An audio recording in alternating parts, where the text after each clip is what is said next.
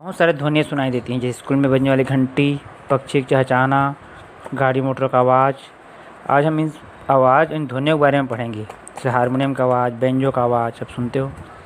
ठीक है, यानी कि ध्वनि। तो हम इस ध्वनि के बारे में पढ़ेंगे। अपने ध्वनि देखो, घर में स्कूल में जब घंटी बजाते हैं तब उसको हथौड़ी मारते हैं, जो प्लेट गोल सा रहता है उसमें धातु का, लोहे का या तांबे का। जब उसमें मारते तब कभी आप हाथ से स्पर्श कर देखिए, छू कर देखिए क्या होगा, उसमें कंपन होते रहता है हल्का सा। तो ध्वनि करने के लिए, ध्वनि उत्पन्न होने के लिए कंपन होना आवश्यक है। ठीक है, कंपन होता है फिर ध्वनि उत्पन्न होता है। अगर आप हाथ रख दोगे घंटी में, जैसे बजते रहेगा तो देखना वो ध्वनि निकलना बंद हो जाएगा। दूसरा, ध्वनि जो है कंपन की वजह से होती है, यह जानने के लिए एक और चीज़ है, स्वरित्र। आपके स्कूल में होगा, 2 शाखाओं में बटा हुआ। इसको जब हवा मारते हैं तो यह कंपन करती है। उस कंपन को आप देख सकते हैं, और उसको जब कान के पास लाएंगे तो आपको आवाज़ सुनाई देगा, स्वरित्र का आवाज़।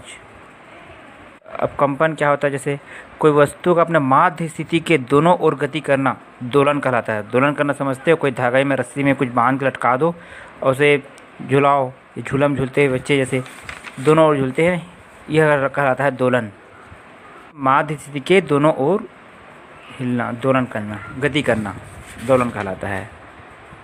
माध्य स्थिति के दोनों ओर गति करना। टेबल में स्पोक को या स्केल को रख करके एक हाथ से दबा कर दूसरी ओर हिलाएंगे तो वह भी गति करता है और आवाज़ भी आता है, ध्वनि भी निकलता है। इससे भी हम देख सकते हैं, यह भी क्रियाकलाप है। दोलन, अब दोलन के बाद आवृत्ति, आयाम।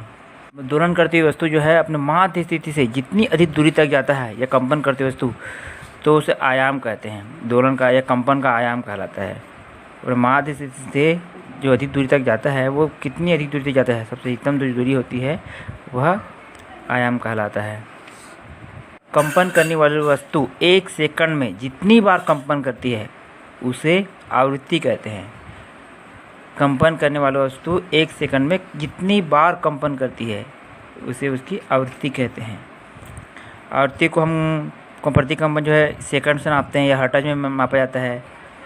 यह हर्ट्ज नामक वैज्ञानिक ने, हेनरी रुडोल्फ हर्ट्ज के सम्मान में जो है यह मात्रक रखा गया है। हर्ट्ज जो है, यदि कोई वस्तु 1 सेकंड में 10 कंपन करती है तो उसकी आवृत्ति 10 कंपन प्रति सेकंड होगी। 1 सेकंड में अगर 10 कंपन करती है तो उसकी आवृत्ति क्या कहलाएगी, 10 कंपन प्रति सेकंड। यह 10 हर्ट्ज भाषिक शब्द हैं। जैसे एक और देख लीजिए, कोई वस्तु 1 कंपन करने में, मतलब एक बार दोलन करने में, माध्य से दोनों ओर आने जाने में जो है जितना समय लगता है उसे आवर्त काल कहते हैं। यानी किसी वस्तु, कंपन करती वस्तु को 1 कंपन करने में जितना समय लगता है उसे उसका आवर्त काल कहते हैं। आवृत्ति और आवर्त काल एक दूसरे के व्युत्क्रमानुपाती होते हैं, मतलब आवृत्ति बराबर 1/आवर्त काल। ध्वनि को गति करने के लिए माध्यम की आवश्यकता होती है। जैसे हम आवाज़ एक दूसरे को सुन रहे हैं, बीच में यहाँ माध्यम है, मोबाइल है, कोई तार होता है या फिर हवा होती है, तब है हमें ध्वनि सुनाई देती है। मान लो हम निर्वात होगा तो हमें ध्वनि नहीं सुनाई देगी, एक दूसरे की बातें सुनाई नहीं देगी। इसीलिए देखना कि कभी चंद्रमा में जाते हैं तो वहाँ पे वो लोग बात नहीं कर पाते हैं, वहाँ पे लोग इस तरह बात करते हैं, या फिर कोई यंत्र रखे होते हैं फ़ोन जैसा। मेज पे देखिए, एक मेज पे, टेबल पे एक और कान टिकाइए और दूसरी ओर आप आवाज़ करेंगे, ठोकेंगे उस मेज को, तो आवाज़ जो है मेज से होते हुए, मेज की लकड़ी से होते हुए आपके कानों तक पहुंच जाएगी। आप अपने हाथों के पंजों को कान में रखिए और कोहनी के पास दूसरे हाथ से ठक ठक करके देखिए, आपको आवाज़ सुनाई देगी। यानी कि वहाँ पे हड्डियों या फिर हाथ के माध्यम से जो आवाज़ ठक ठक की आपके कानों में आ रही है। ऐसी भी आएगी, लेकिन उससे कुछ अलग ही आएगी, कुछ ज़्यादा ही आएगी। बचपन में सब लोग टेलीफोन खिलौना बनाते थे। माचिस के 2 डिब्बियों, उसमें धागा को बांध देते हैं बहुत दूर तक के, और दोनों सिरों में माचिस की डिब्बे लगी होती हैं, उसको तान के सीधा पकड़ेंगे और दोनों सिरों में अगर बात करेंगे तो वह आवाज़ जो है एक दूसरे को सुनाई देती है। एक दूसरे में बोलेंगे तो दूसरे वाले डिब्बे में सुनाई देगी। माचिस की डिब्बी के अलावा मसाले के डिब्बे की छोटे छोटे डब्बे होते हैं, खाली डब्बे को भी प्रयोग कर सकते हैं, और एक धागा। चित्र में दिखाया अनुसार आप बना सकते हैं खिलौना। और देखिए, माध्यम का से ध्वनि जो है एक ही स्थान से दूसरे स्थान पर जाती है। इस तरीके से टेलीफोन का आविष्कार हुआ धीरे से। हम ध्वनि को माध्यम की आवश्यकता होती है ध्वनि को गति करने के लिए। इसके लिए क्रियाकलाप भी कर सकते हैं, जिसमें एक जार में हम एक विद्युत घंटी लगा देते हैं और पूरी तरह से कांच का जार बंद है। अब उसमें वायु चूसक पंप के द्वारा पूरा हवा बाहर निकाल देते हैं। अब वो घंटी अगर बजेगा, करंट द्वारा उसे बजाया जाएगा, तो उसकी आवाज़ बाहर नहीं निकलेगी। जो बहुत कम आवाज़ बाहर निकलेगी, क्योंकि अंदर पर निर्वात कर दी हमने, हवा को वायु चूसक पंप के द्वारा हवा निकाल दिया है। यह एक क्रियाकलाप हम कर सकते हैं। हम एक हाइड्रोफोन पंप बना सकते हैं। जैसे पाइप लेंगे, एक और गुब्बारा बांधे एक सिरे में और दूसरे सिरे जो है कान में लगाएंगे, और जिस ओर गुब्बारा बंधा हुआ है उसको पानी में डुबाएंगे, और पानी में अगर कोई कहीं से पत्थर मारेगा तो जो आवाज़ आएगी वह पानी के माध्यम से होते हुए हमारे कानों तक आ जाएगी, उस पाइप के माध्यम से, जिस पाइप को क्या बोलते हैं, हाइड्रोफोन। इसको आप बना सकते हैं हाथों से। हाइड्रोफोन को बाल्टी में पत्थर डाले गए, तली में पत्थर के गिरने की आवाज़ सुने।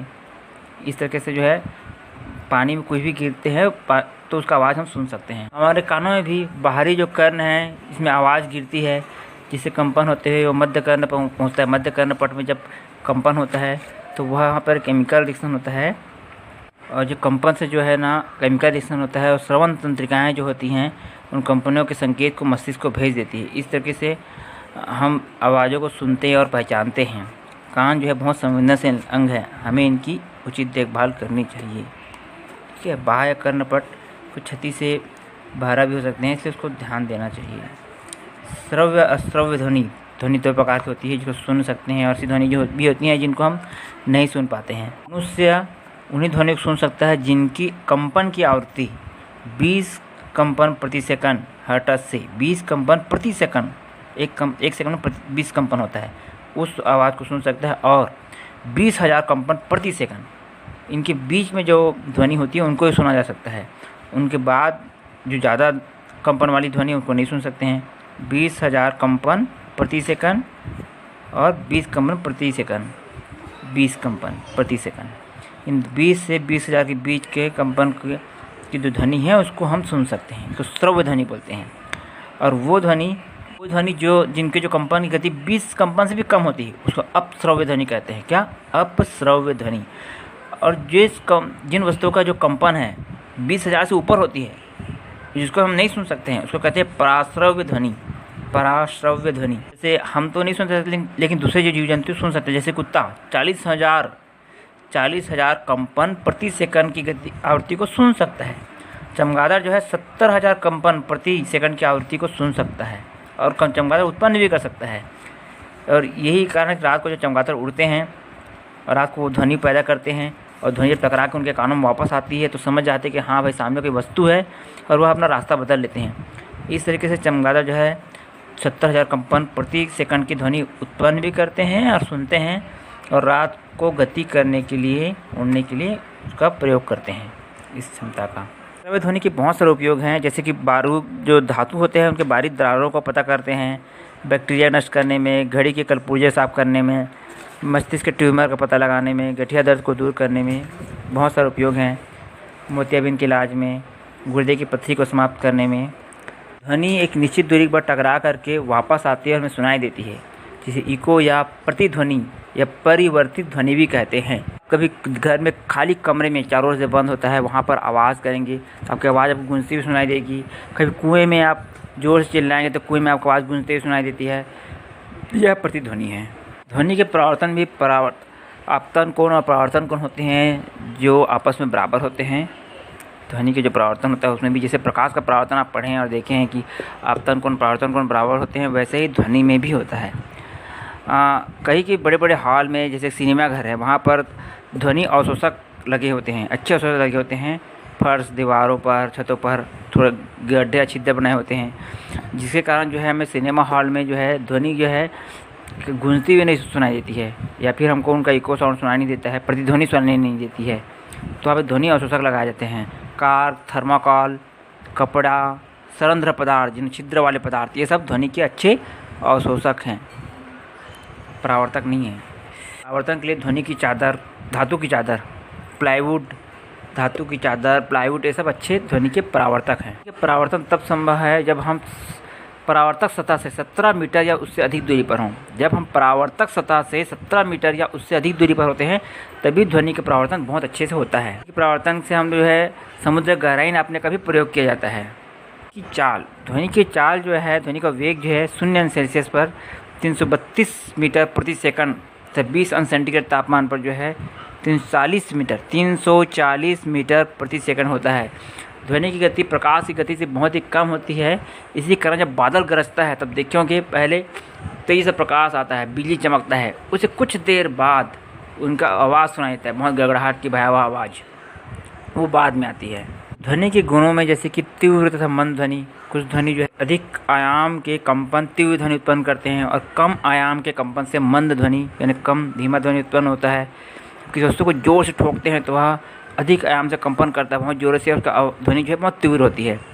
दूसरा जो है मोटी पतली, जो अधिक तारत्व वाली ध्वनि है, सारे गामा आप सुने होंगे, अधिक तारत्व वाली ध्वनि जो है उसका ध्वनि जो तीक्ष्ण पतला होता है, और जो है कम तारत्व वाला ध्वनि जो है मोटा होता है। जैसे मच्छर, कोयल, महिलाओं की आवाज़, भीमराट, जैसे तीक्ष्ण ध्वनियाँ होती है, कम तारत्व ध्वनि, इसका आवृत्ति भी निम्न होती है। और मोटी अधिक तारत्व ध्वनि बहुत पतली और तीक्ष्ण होती है, और कम तारत्व की जो ध्वनि है वह मोटी सुनाई देती है, जैसे पुरुषों की आवाज़, शेर की दहाड़, ये सब कम तारत्व वाली ध्वनि है। सुस्वर ध्वनि भी एक होता है जिससे बहुत प्रिय होता है, कर्ण प्रिय ध्वनि, उसको सुस्वर ध्वनि बोलते हैं। जैसा संगीत है, जितने गाने सुनते हैं वो सुस्वर ध्वनि है। परंतु जब आवाज़ बहुत ज़ोरों से आने लगती है, शोर जो है, ध्वनि जो है, उसको हम शोर कहते हैं। क्या होते हैं? शोर। शोर जो है कर्णप्रिय नहीं होती है। बंदूक के चलने की आवाज़, वाद्य यंत्रों की बहुत तेज़ आवाज़, गाड़ी मोटर की आवाज़, कोलाहल, ये सब शोर कहलाएगा। विभिन्न वाद्य यंत्रों से जो ही विभिन्न प्रकार की आवाज़ निकलते हैं, जो डोरी वाले वाद्य यंत्र हैं, तंतु वाले, झिल्ली वाले, ठीक है, कई प्रकार के वाद्य यंत्र होते हैं, जिसे रगड़ कर, खींच कर, कंपित करवा करके हम वहाँ पे आवाज़ उत्पन्न करते हैं। तबला है, देखिए वहाँ पर एक चादर को बांधा जाता है तेज़ी से, चमड़े को, और उसमें कंपन कराया जाता है, आवाज़ करके धम धम उसमें मारा जाता है और पिटाई के एक तरह से। दूसरा बांसुरी देखेंगे, उसमें पतला से फूंका जाता है, हवा में कंपन होती है एक तरह से, और वहाँ पे आवाज़ सुनाई देता है। तारों वाले वायलिन हैं या गिटार है, इसमें कंपन कराया जाता है तारों में, और उनसे आवाज़ पैदा की जाती है। मजीरा, सांझ करताल, घटम, नूट, मिट्टी के बर्तन, कई वाद्य यंत्र होते हैं। हमारे देश में अनेक भागों में विभिन्न प्रकार के वाद्य यंत्र बजाए जाते हैं। पीट कर या आघात करके ध्वनि उत्पन्न की जाती है। जल तरंग, घंटे, घंटा, मंदिर घंटा, इसी प्रकार के वाद्य यंत्रों के कुछ उदाहरण हैं। तबला जो है एक तनी हुई झिल्ली, जिस पर आघात करके आवाज़ उत्पन्न किया जाता है। तबला, ढोलक, मृदंग, ये सब। मनुष्य कैसे बोलते हैं? हम जैसे मनुष्य आवाज़ निकालते हैं, हमारे कंठ में, गले में दो स्नायु वाक तंतु होता है, जिसमें वायु उस पतले झिर्री से बाहर निकलता है, जिससे आवाज़ पैदा होती है। जब फेफड़े से वायु झिर्री से होकर बाहर निकलती है बलपूर्वक, तो वाक तंतु वहाँ पर जो है पतला कंपित होता है, जिससे ध्वनि उत्पन्न होती है। अब उस ध्वनि को अलग अलग शब्दों के रूप में हम जीभ के द्वारा देते हैं, सिर्फ आवाज़ वहाँ से निकलती है। स्नायु पर अपना, अब इस तरह से हम इस वहाँ पर जो वाक तंतु है उसने खिंचाव बढ़ा करके, स्नायु का खिंचाव बढ़ा कर, तनाव बढ़ा करके उसे घटाया बढ़ा सकते हैं। वाक तंतु कुत्ते, गाय, बकरी में होते हैं, पर सभी जंतुओं में नहीं होते, जैसे चिड़िया में नहीं होते हैं। अपने श्वास नली में विशेष वाक यंत्र से ध्वनि उत्पन्न करती है। मक्खियाँ अपने पंखे को फड़फड़ाती है तो देखना वहाँ पे आवाज़ आता रहता है। मक्खी पंखे की तेज़ी से जब फड़फड़ाती है, भन भन तक आवाज़ आता है। मेढक वाक तंत्रों के साथ टर टर करता रहता है। कुछ मछलियाँ अपने तैरने के गलफड़े से हवा निकालती हैं और उससे आवाज़ करती हैं। सर्प के वाक तंतु नहीं होते हैं, वे अपने मुंह से हवा निकालते हैं, फुफकारते हैं, सर्प लोग भी फुफ फुफ करके। तो सबके पास वाक तंतु नहीं होती है। एक बार हमने सीखा कुछ